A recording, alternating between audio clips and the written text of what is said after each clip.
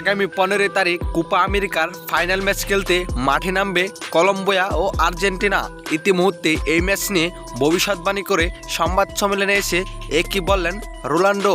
হ্যাঁ দর্শক, এইসবের বিস্তারিত জানতে না টেনে পুরো ভিডিওটি শেষ পর্যন্ত দেখুন। দর্শক, অনেক জল্পনা কল্পনার পর কোপা আমেরিকার ফাইনালে উঠেছে আর্জেন্টিনা ও কলম্বিয়া।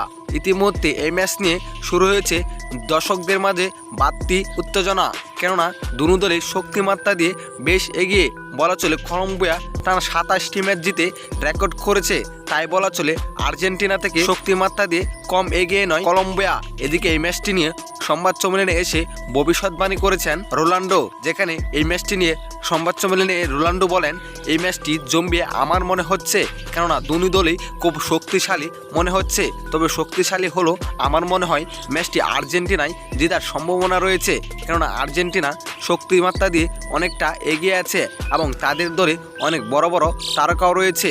বলা চলে আর্জেন্টিনা ম্যাচটি জেতার প্রায় 80%। তো দর্শক, কী মনে হয় আপনার কাছে? রোনাল্ডোর কথা কি সত্য হবে যে এই ম্যাচটি আর্জেন্টিনায় জিতবে? অবশ্যই জানাবেন আপনার মতামত আমাদের এই ভিডিওর কমেন্ট বক্সে। ধন্যবাদ।